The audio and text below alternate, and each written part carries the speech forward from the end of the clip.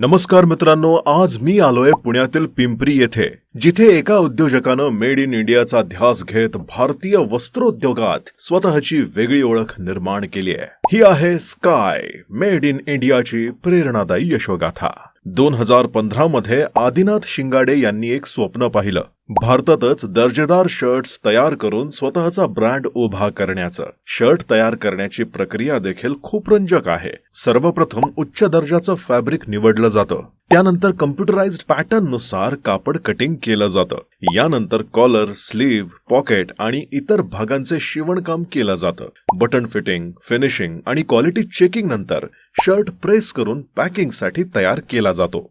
या संपूर्ण प्रक्रियेत प्रत्येक शर्टची गुणवत्ता आणि फिटिंग यावर विशेष लक्ष दिलं जातं.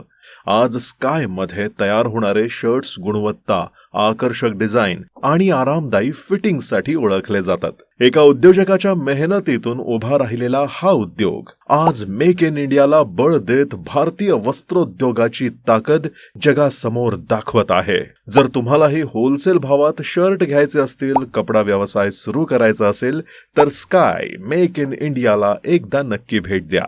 आणि हो, नवीन असाल तर उद्योग मार्ग फॉलो करायला विसरू नका. जय हिंद.